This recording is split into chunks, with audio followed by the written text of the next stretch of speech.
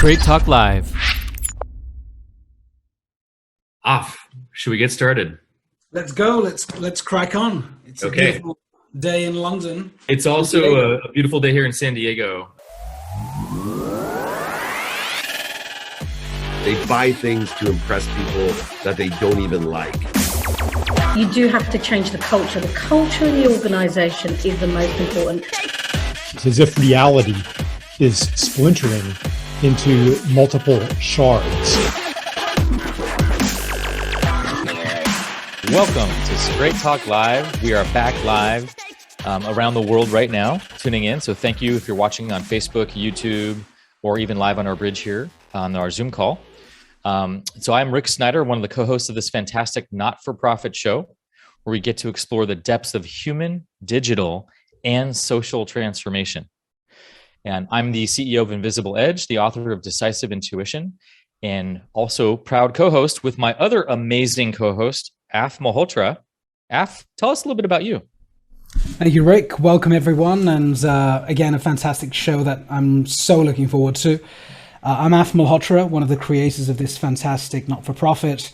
I also happen to be a tech entrepreneur and the co-founder of Growth Enabler, which is an AI-driven insights business, and just launched my foundation actually to, believe it or not, eradicate hunger in the United Kingdom, a developed country. We need help here too. And I'm also actively involved in investing through another one of my ventures called Zone Capital Advisors. So today is about entrepreneurship, close to my heart, tech entrepreneurship, and of course a country called China.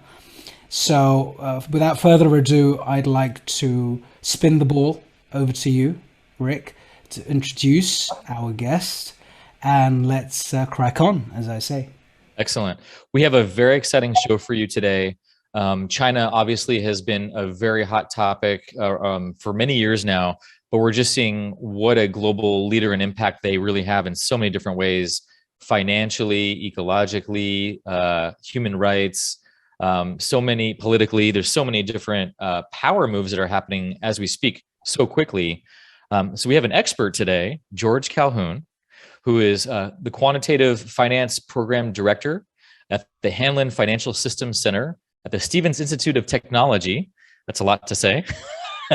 He's also an author of many books. His most recent book is Price and Value, and also a speaker on all kinds of topics around finance, and really this particular area around China specifically. And so we're going to be delving deeply into what is the tech entrepreneurship future look like in China, given a lot of recent famous articles and things that have been happening in the news that we'll get into today. So first of all, George Calhoun, welcome to Straight Talk Live. Thank you. Thank you very much. Looking forward to it.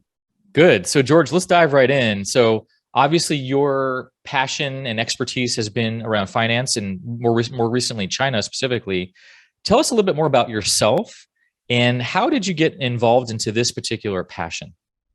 Well, real quick, I've had, you would say, two careers. I had a long career in business, in the wireless technology business for about 25 or 30 years, and a lot of very interesting technological It was entrepreneurial, built companies up, and we were just starting to engage with China at the time that I transitioned out of that into an academic career about 20 years ago, and have been involved in building up a series of finance-related programs at Stevens Institute of Technology. Stevens is an engineering school, a science and engineering school. It is similar to Imperial College in the UK, for example.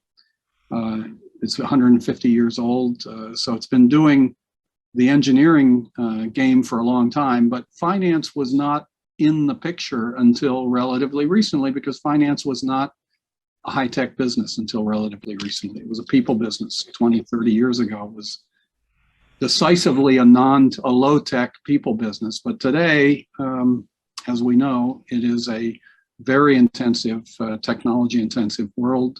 So we build up programs to address that. And that the other aspect of finance today is it's become much more interconnected. It's a global market. All the markets really are linked in ways that they weren't a few decades back. And the increasingly dominant linkages seem to be between the U.S. and China in many ways, in many respects. So, as I've been involved in creating finance programs, running a couple of research centers here in fintech and related topics, China is almost always on the agenda, and sometimes at the very top of the agenda. So I've had to become, I wouldn't say I'm an expert on China at all, but I am definitely a very active observer of what they're up to, and trying to interpret and make sense of what's going on over there, which isn't always 100% clear exactly what's going on. But I guess we'll get into some of that. Yeah. Let's actually dive in right now into that. So, George, what is going on over there? and where my question comes from, I'm really fascinated by like Jack Ma, for example. I'm trying to imagine in the U.S. if all of a sudden Jeff Bezos disappeared for a while and was defunded and stripped of power, and then all of a sudden pulled off to the competition to government entities. Yeah, no, it's been a real come down. So what's going on in China in the tech sector is, I think, a climate change or a regime change in the way that it's being regulated. And it's a little surprising because China has had such a success in the last 20 years in coming into the high-tech world and building companies like Alibaba and Tencent and many others that were on the verge of becoming world-leading companies outside of China. They were already very big inside China, but there was a prospect. I think the trajectory was going to be that in another few years, you were going to be mentioning those Chinese players right alongside the American Amazons and Apples and Facebooks.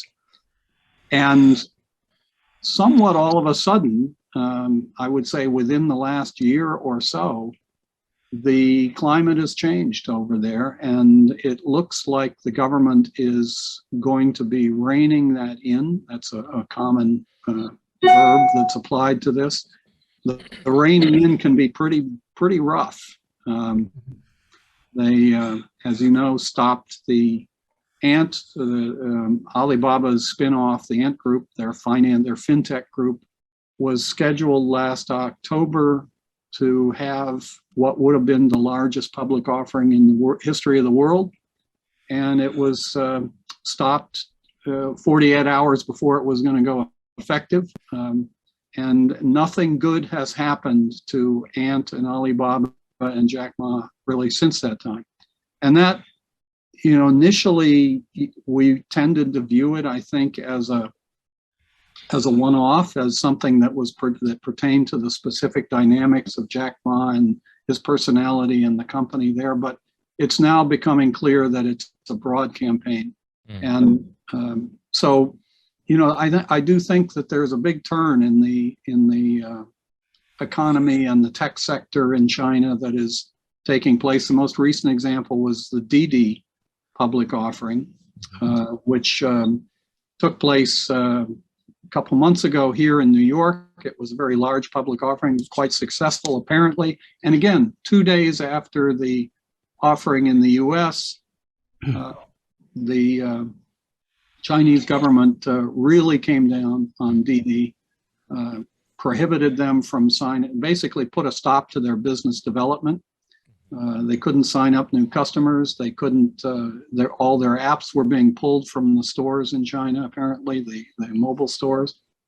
And the stock has collapsed, and it looks like a broad change across the whole tech landscape in China that is not going to be as friendly at all going forward. Could you give me a sense really quick on what was the crime really in that, at one point Jack Ma was a celebrity traveling around the world, was allowed to flourish, skyrocketed the two companies as he has. and then something happened, and then it's never been the same since. So what was that? What happened there in that moment? Well, Jack Ma, first of all, for anyone that has followed him, he is actually the most well-known Chinese person in the world, according to various polls. Better known than Xi Jinping, better known, living person, I should say. Confucius and Bruce Lee beat him out. But so you're talking about somebody who was not just a tech entrepreneur, but was really a celebrity personality on a scale with, you almost have to say, a Hollywood star or somebody of that sort, combined with, I mean, we have Elon Musk, we have Jeff Bezos, we have had Steve Jobs. If you wrap them all up together and add an element of charisma and extravagance, Jack Ma was that. So he, I think, there, no one really knows. I don't want to claim that I know exactly what the motivation was behind Beijing's moves to rein him in, but I think it is certainly plausible that at some point he was just representing too much of an independent power in the culture, in the tech culture. He had created, for example, a university in China, modeled, loose way, but modeled on the Harvard Business School, which was intended to be a premier business education center in China. And from what I've looked at, its program, it looked very innovative. It was more, as you could say, more innovative than any business school that I've seen in the US in some of the things that they were trying to do. He said, I want to set this up. It should last 100 years. Well, they've taken that down. They've ripped the names, the name off the wall. The Chinese government has decided to disestablish this educational institution that he was involved in creating. And, I think you have to assume that that was motivated by a concern that there was a power center, an influence center.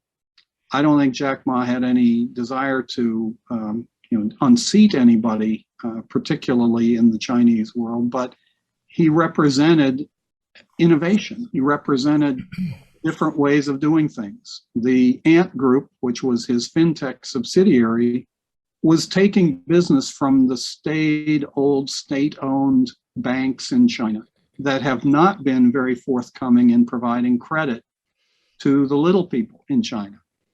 They support the state-owned enterprises. The state-owned banks support the state-owned enterprises with their credit.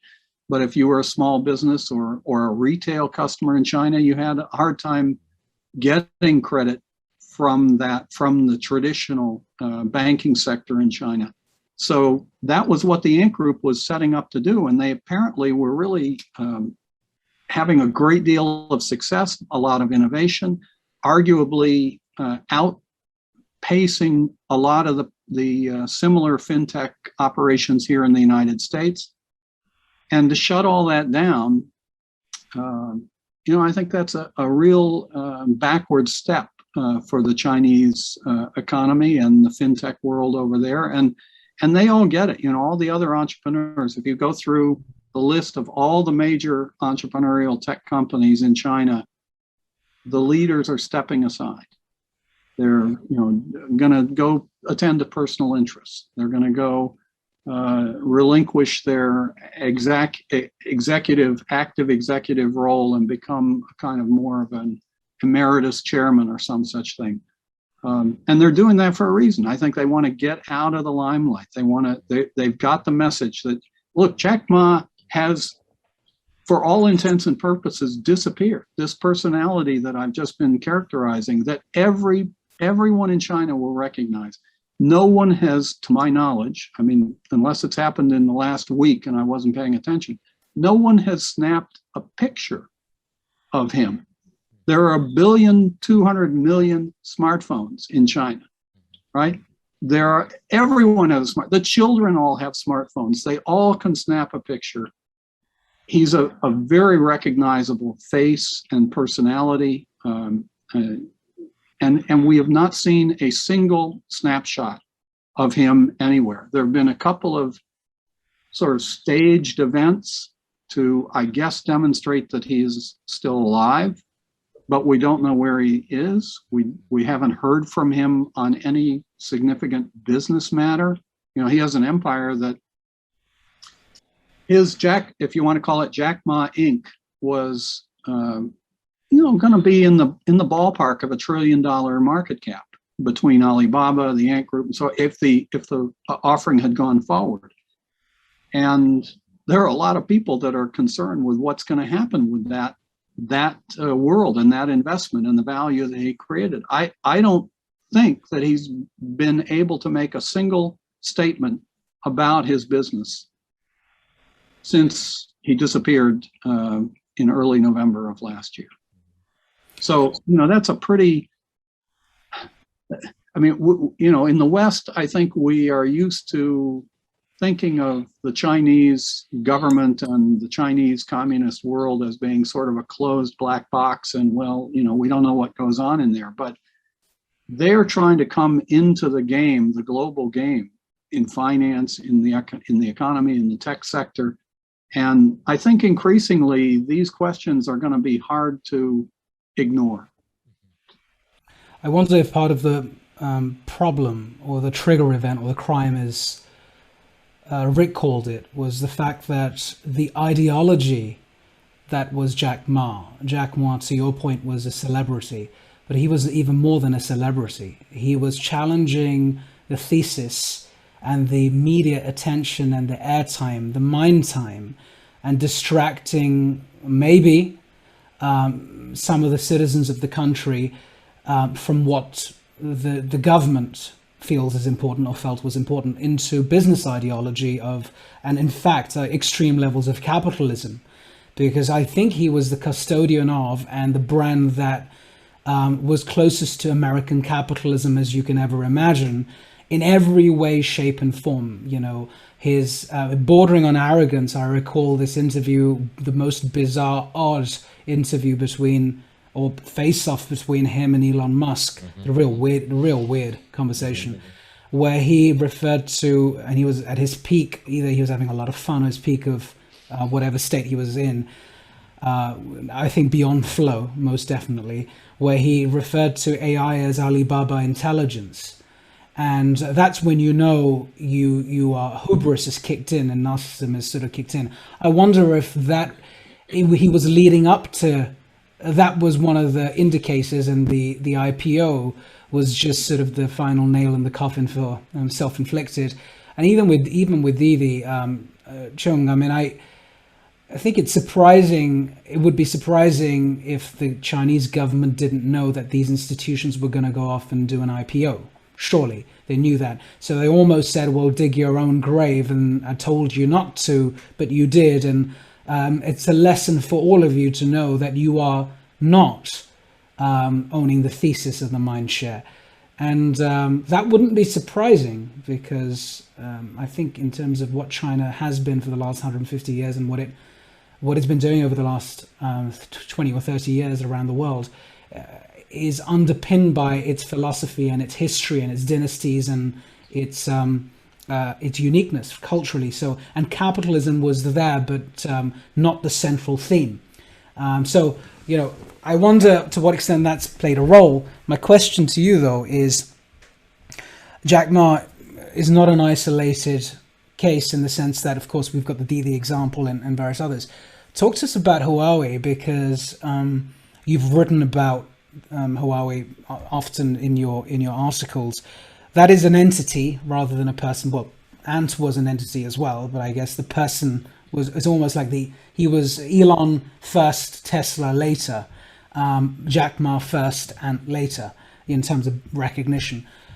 What was the situation you covered with Huawei? Just wanted to get another perspective, whether this is a similar thread or different. Well, I think, Huawei is a different response to the difficult relationship that any large private sector entity in China is going to have with the government there. Oh, yeah.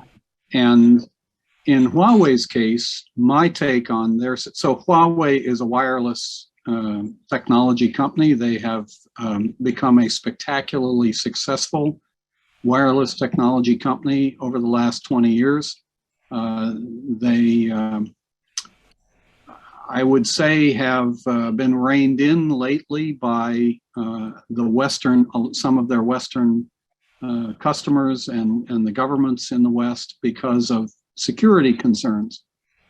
But they are still a very powerful company and doing very well in China and in a number of other markets. And as far as I know, they are not under the same kind of constraint, that has been applied to Jack Ma. But they're under a different kind of constraint, I would say, because they have chosen to play along. And the reason they're in trouble, one of the reasons that Huawei has run into difficulty, is that they've taken some actions. They did some business with Iran.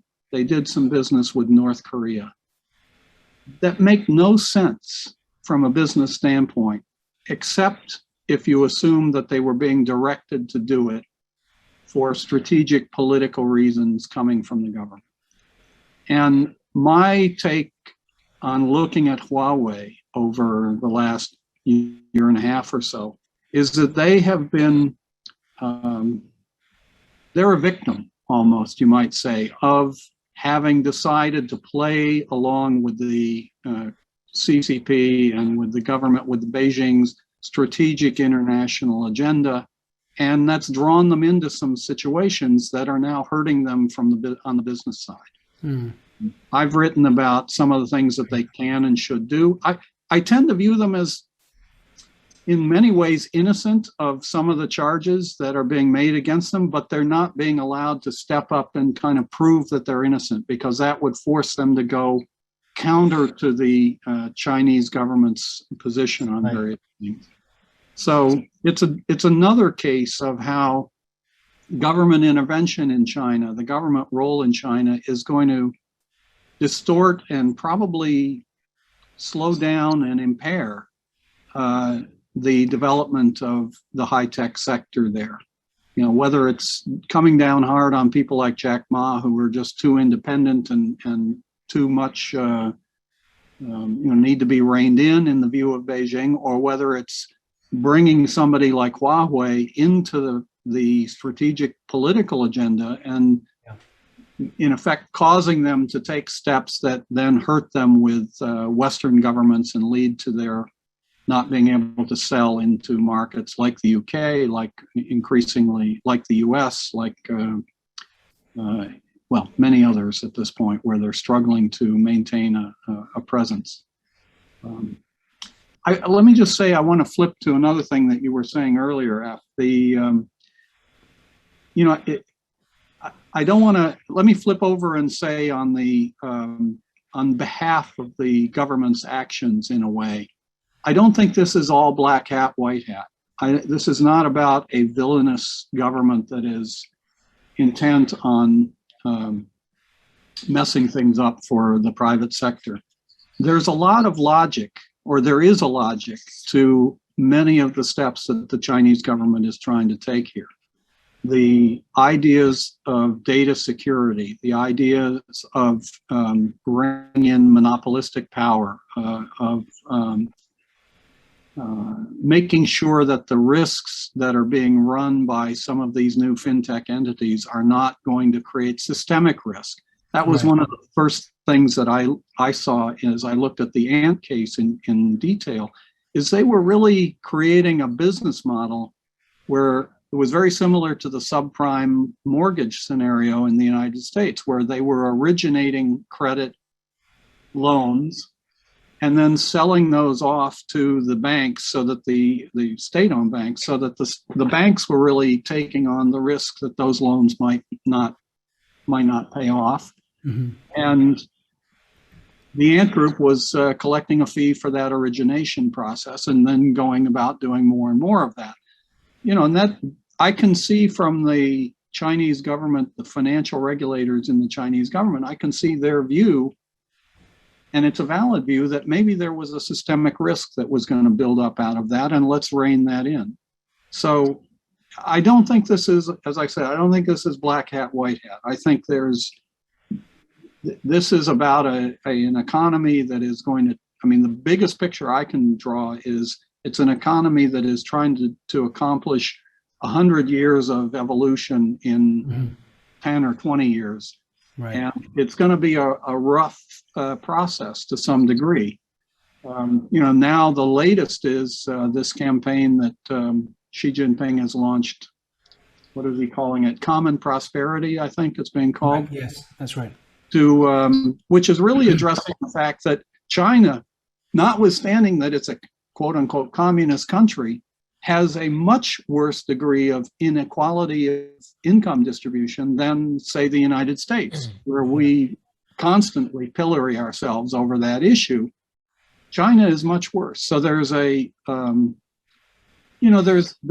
there are arguments to be made for the regulatory aims that are flowing from Beijing. It's not all negative, but it's very rough. It's very rough. I mean, to the extreme extent, as you know, another case is Huawei,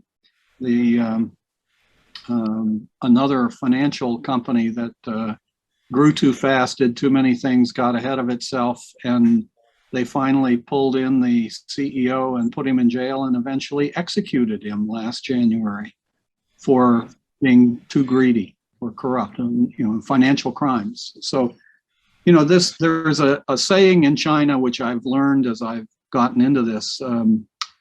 What is it?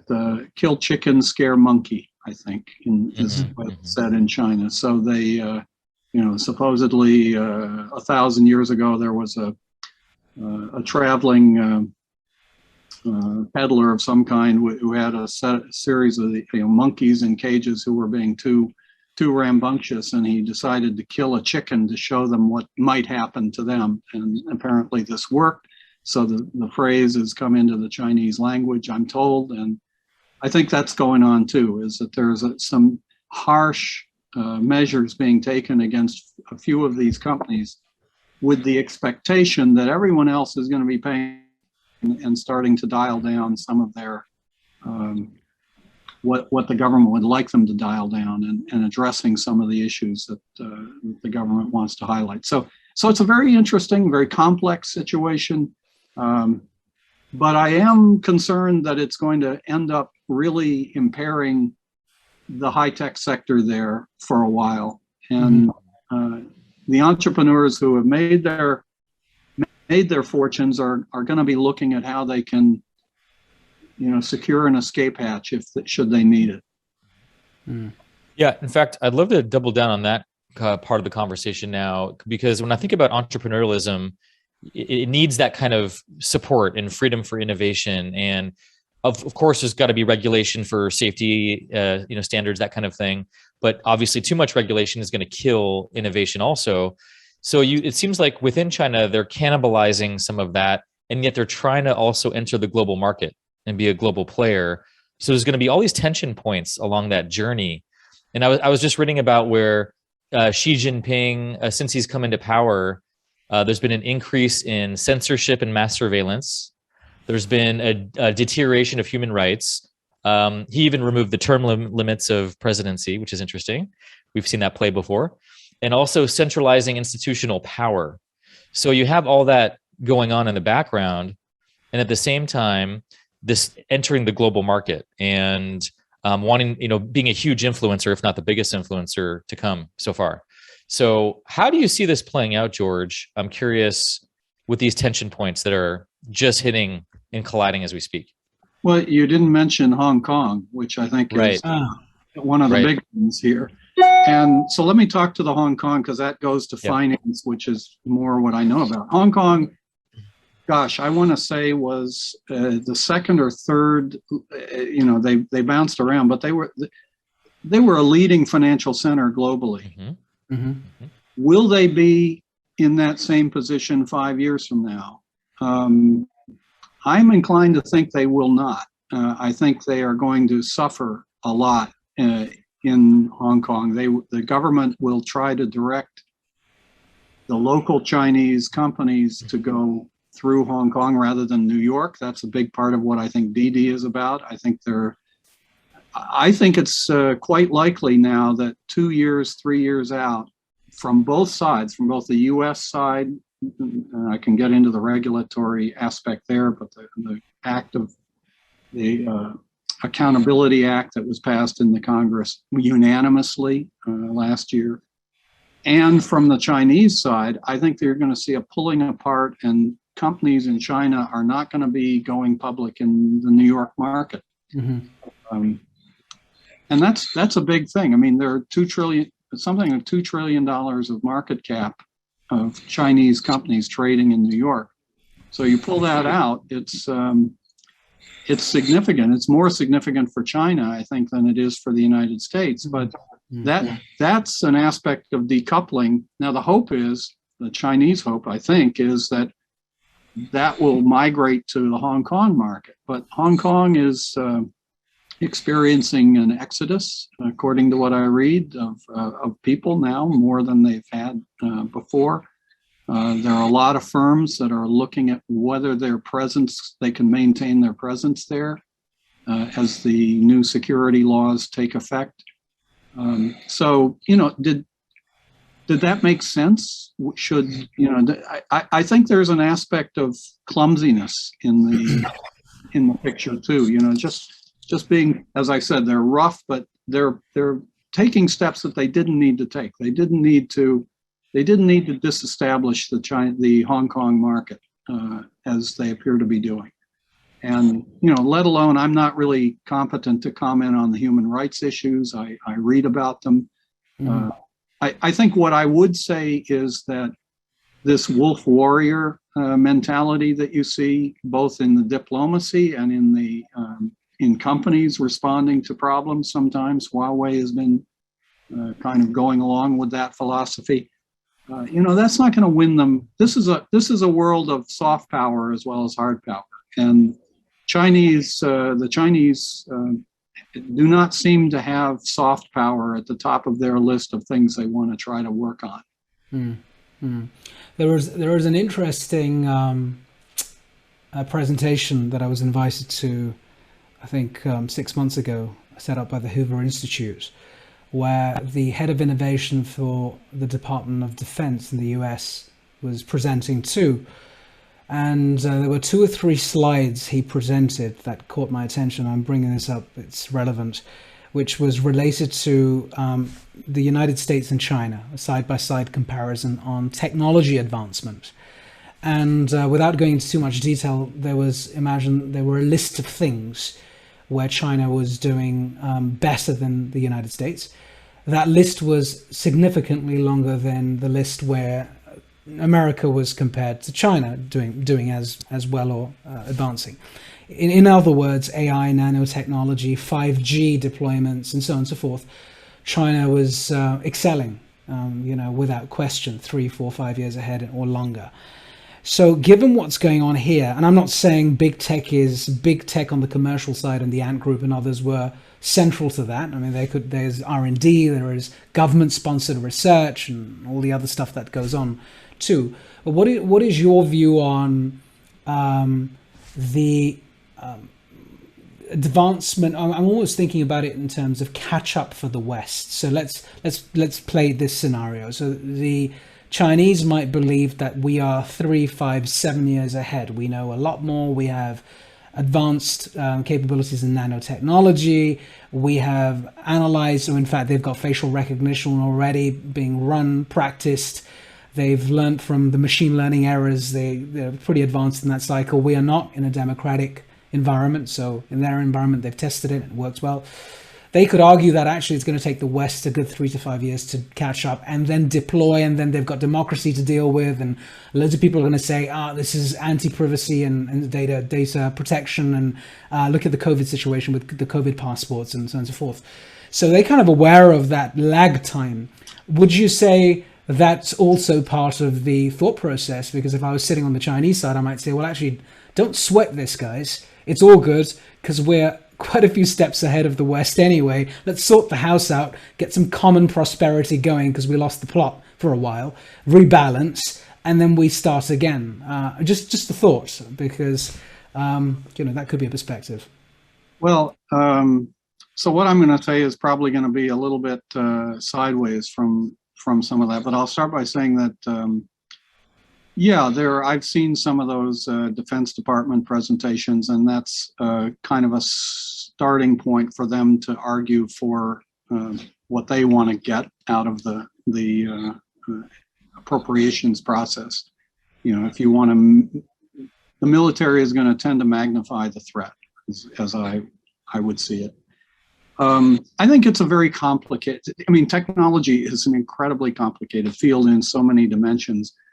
And I don't know that I have yet a point of view about whether or not there is a gap one way or the other way. You know, we have to be careful historically about gaps, the missile gap from the Cold War period that turns out not to have been a gap at all. It was the other way. But so I'll just say two things, just to add a little counterbalance to your points, which are certainly, you know, valid as far as they go. I am in touch with a number of people in the AI world, the artificial intelligence world, including people that I've worked with in Israel that are that I think I view as being very, very smart about things. And I can tell you their view of Chinese AI is dismissive. It's not, they think it's kind of a paper tiger or whatever you would say, that there is not a Chinese leadership role yet in AI, despite the fact that they're filing lots of patents and funding a lot of research effort. Now, I don't know if that's true or not, but I hear that from people who generally impress me as being pretty smart in that field. In a field that is a little more visible to all of us, which is semiconductors, you know, China isn't really doing that. They're lagging significantly in the semiconductor development and manufacturing, as we know. I mean, it's Intel, it's Samsung, it's TSMC.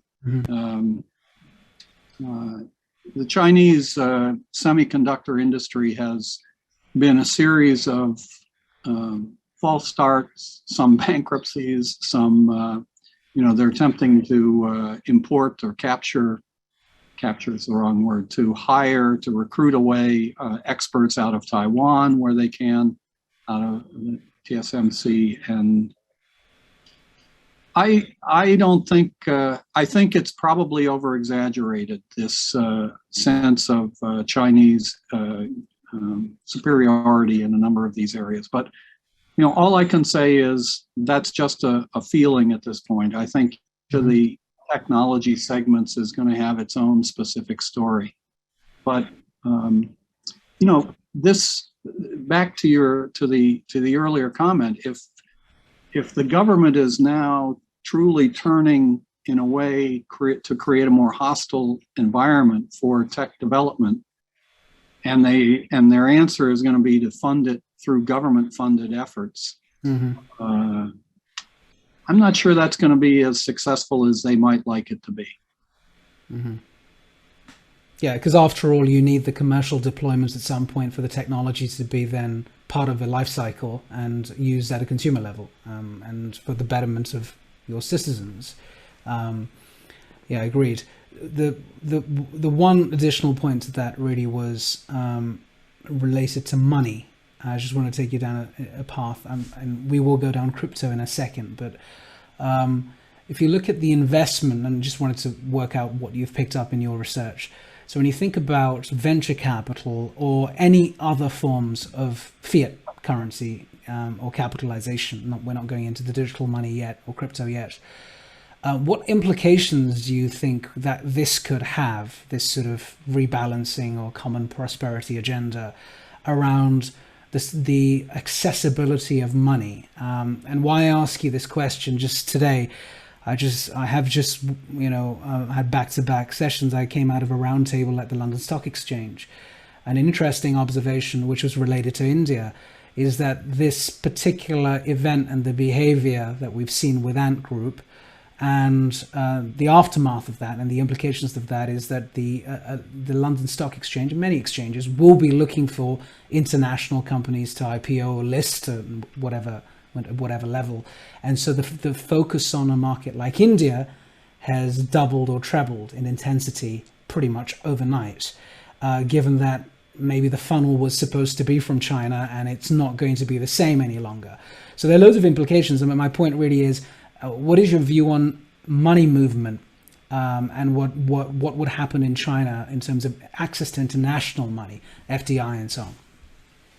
Well, that's another very interesting area. And that's one where I think in many respects, the Chinese government is doing some things right to, even though they're kind of at war, trade war, in an economic conflict with the U.S. or with the West, but they are opening the financial channels, I think, in appropriate ways. Things like, for example, the credit rating process in China. Yes. The allowing, I just saw the other day, BlackRock is now going to be able to open its own investment operation in China, wholly owned by a U.S. company for the first time. I believe Goldman Sachs and some of the other investment banks are also now being permitted to acquire a controlling or 100% interest in their local Chinese. So the older model where Westerners had to come in and have a Chinese partner and kind of be in a little bit of a standoff in that regard, they're liberalizing in that vein.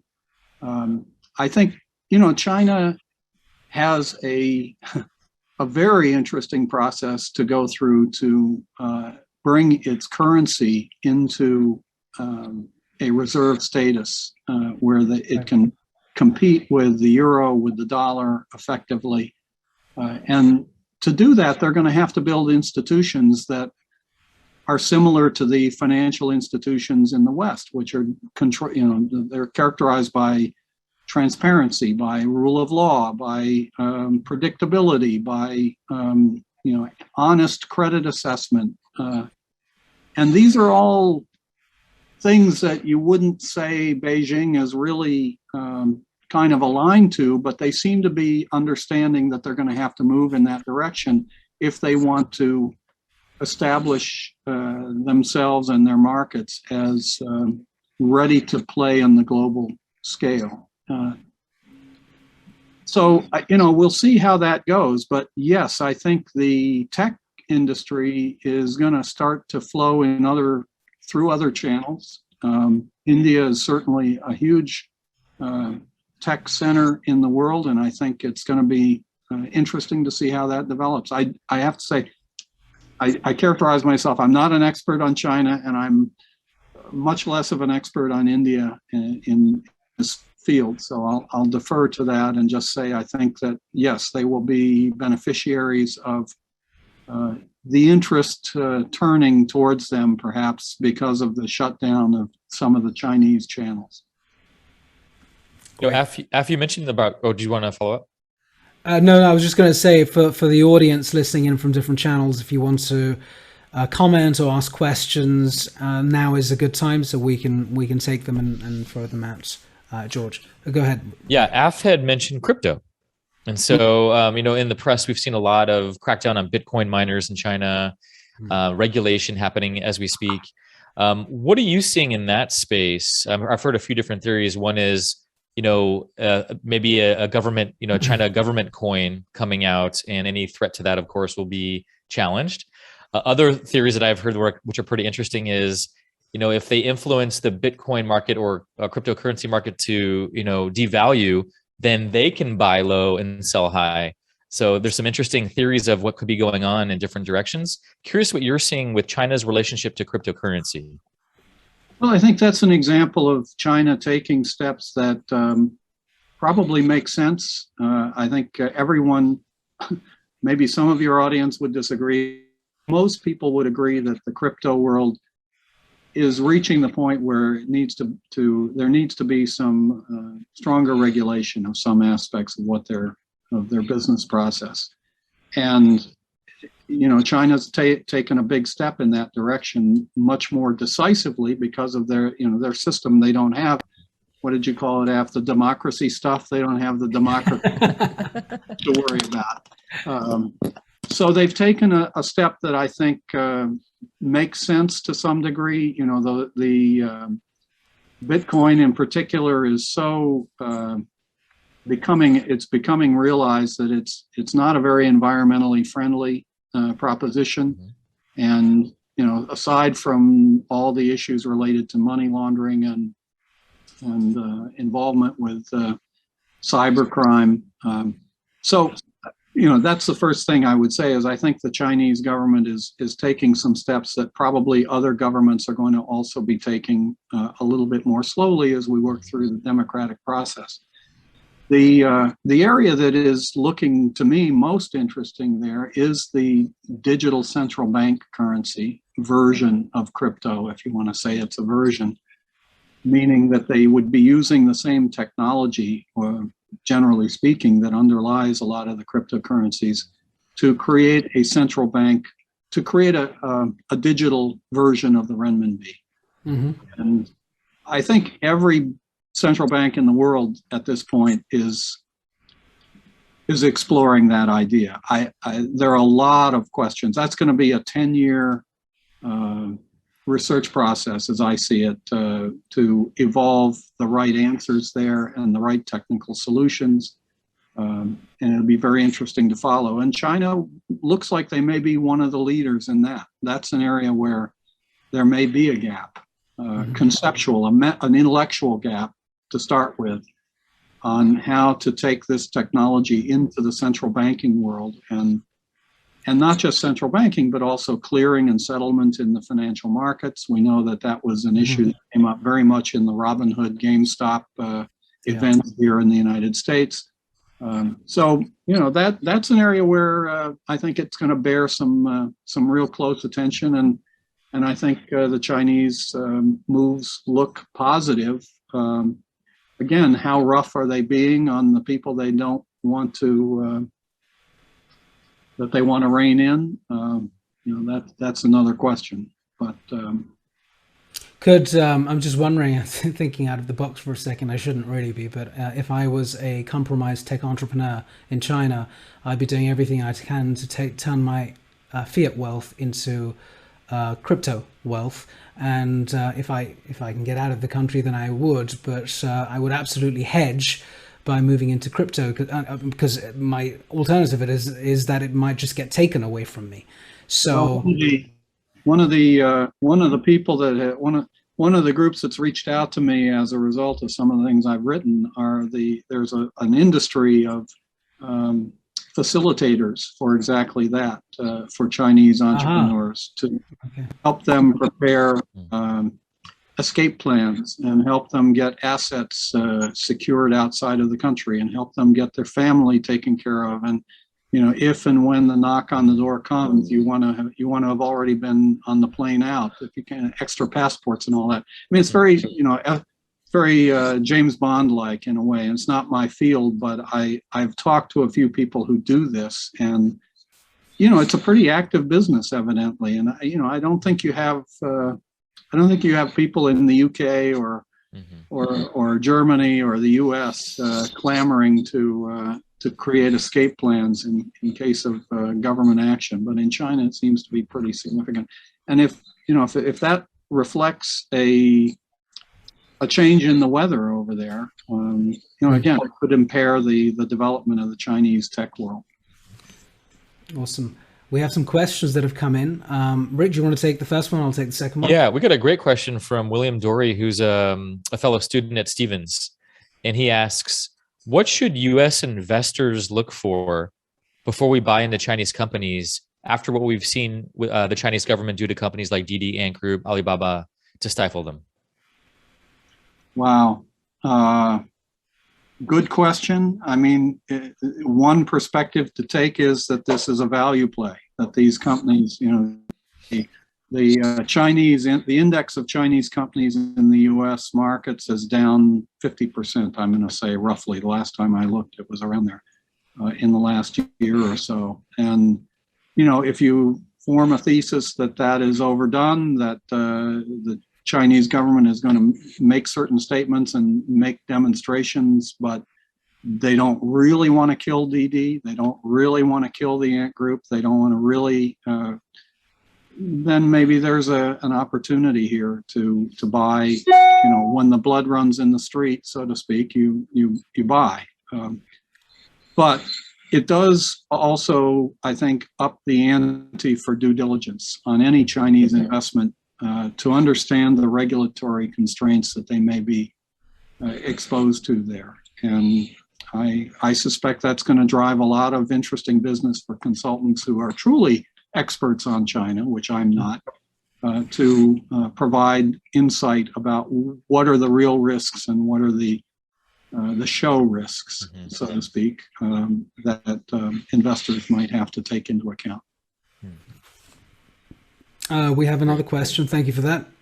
What is China doing to contribute towards the combat of climate change? Well, at the moment, they seem to be talking. They're still building coal-fired plants like crazy. But, you know, I think I'm going to say, I don't know how many people understand it, but I'm going to say that it's pretty clear that China is the linchpin in climate change. Whether the world is going to be able to turn the corner successfully in the next 10 years or whether it's going to not be able to is going to depend on what China does. I think in Europe, in the US now, the trends are already turning, and the emissions control and the process, we're not going to be going backwards. The financial markets are reflecting that. We've seen the activist campaigns at Exxon, the new one that's going to address Chevron. The major oil companies are all talking about how they're going to have to play ball with this. So the question, if you're standing on the moon and looking at the planet Earth and asking, are we as a species going to be successful in turning the corner? I think it's China, to some extent India, but China is, whether they can really mount a successful emission reduction, environmental, climate change oriented policy change in the next decade is going to tell the tale, I think. Okay, thank you. Another question from Facebook. What do you see as the biggest threats or competition from China in the fintech sector?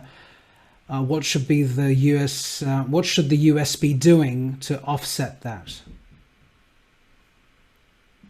I would have said the Ant Group was going to be the big threat, because they just were doing so many things so fast at such scale, very innovative, and moving further ahead. That was a place where I could see a very clear gap between what Chinese fintech was actually accomplishing versus what is being done in the US, at least.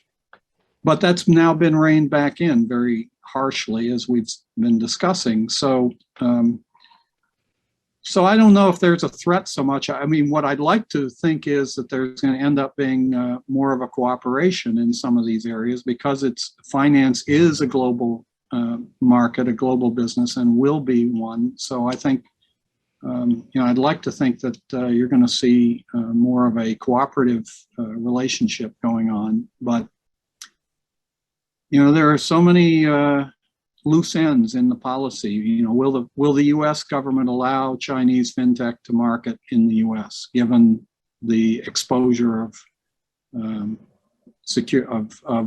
consumer data and other security questions that have been raised? And I think it's pretty unlikely that the Chinese government right now is going to allow American fintech to market. So I think they're going to come into being as a decoupled industry, and the coupling of that industry over time is not a clear process to me. With you, a couple of comments came in around the fact that, less of a question around the fact that China is also the only country with two payment currencies, internal and external.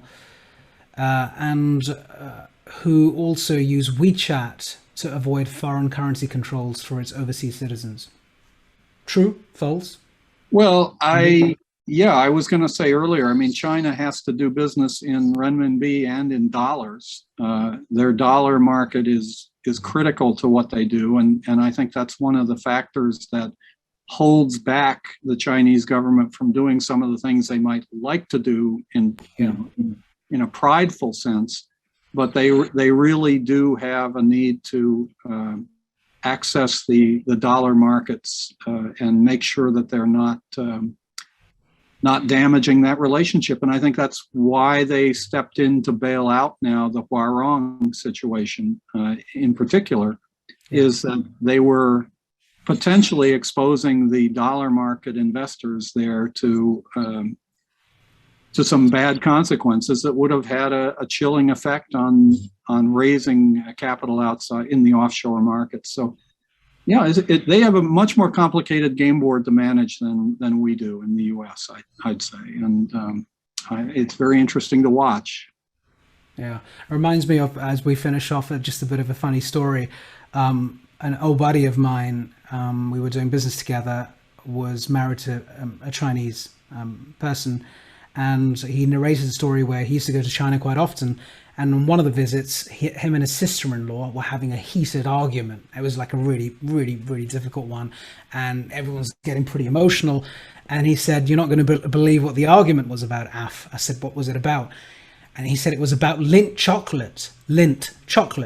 And I said, "Okay, what about the chocolate?" He said, "Well, she was adamant that I got it wrong, that the chocolate was not Chinese."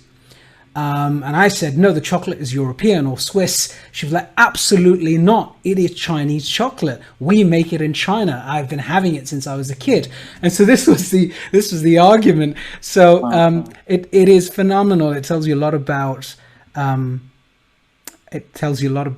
nations and how the citizens of those nations believe that their nation is superior or advanced in many ways. And it could go the other way as well, by the way. So we just know that lint happens to come from Switzerland because we love that chocolate. But anyway, what a pleasure it's been to have you on the show. And thank you so much for giving us your wisdom and your knowledge. And we love your articles, actually. You write them so beautifully. They're provocative, they're insightful. I think a lot of us in the STL community do read them now. And when you jump on, hopefully you'll jump onto our STL Mavericks WhatsApp group where we have a lot of our past speakers and share some of your material and even stuff that's not released that you plan to release. That would be cool. And, we live in hope, and we hope that geopolitics sorts itself out and there's an opportunity for entrepreneurs and investors and travelers around the world to go visit these great countries and we don't get caught up in the crossfire. So with that, I'll hand it to Rick to close off the call. And thank you again from my side, George. Yeah, George, great pleasure to have you on our show. Thank you for contributing to our audience and our reach in all that we discussed today. Could you share a little bit more about your most recent book, Price and Value, as well as where people can find out more about you on social media, et cetera? Well, the book is written really to just address the perennial conundrum of whether price and value are the same or different. And that's a question that motivates investment and motivates asset pricing. And it's the challenge in finance generally. Is Tesla really worth what it said, what the market says it's worth today? Is Bitcoin really worth what the market said it was yesterday? And I don't think that's a problem that goes away, but there are a lot of different angles on it, and that's what this book is about, really. And your other question was, where do you find what I do? I write a more or less weekly column online for Forbes. It would be the first place I would say, and I think a lot of the pieces you're referencing came from that source. Let me just say real quick, we are also in the process. We've just been given a major government grant here in the United States from the National Science Foundation to create a fintech research center at Stevens with several other universities as well, and a couple dozen industry partners, including a lot of the big names. it's just launching now, and it's going to be a 10-year program, but that's going to have I think, a big impact on. It's the first time that at the national level they've ever focused a research center around fintech, financial science, and technology, and I think it's going to have it's going to be a big deal for the industry as well as, of course, for our university here. Fantastic. And once again, if people want to find out, I want to learn more about George Calhoun and what he's writing about today, where should they go? Well, the Forbes link, and you also I'll take an email from anybody. Calhoun, GCALHOUN @ Stevens STEVENS.edu. Great. I'm pretty responsive. Thank you so much. And we'll be having some of your links on our profile speakers page. So we'll get your profile up very shortly as well. And so please send us any links that you want us to promote with your new book or any of your work. Happy to do that, and our thanks and gratitude. Thank you. So George, a pleasure. Thank you so much for this conversation. All the best, and let's definitely be in touch. Thank you for being part of our Straight Talk Live tribe moving forward. And lastly, next week, we're going to be talking to Dr. Assel, who is a leading woman in science and has done incredible work around vaccine innovation, which is obviously a very hot topic today. But we're going to get into the actual science and what she's had to work through in the world of science, being a female leader and innovator in that space. So it's going to be a fantastic show next week. Please tune in, Straight Talk Live, and keep having those straight talk conversations in your lives. Thank you so much on behalf of Ath and I, and onward and outward. Talk to you next week. Be well.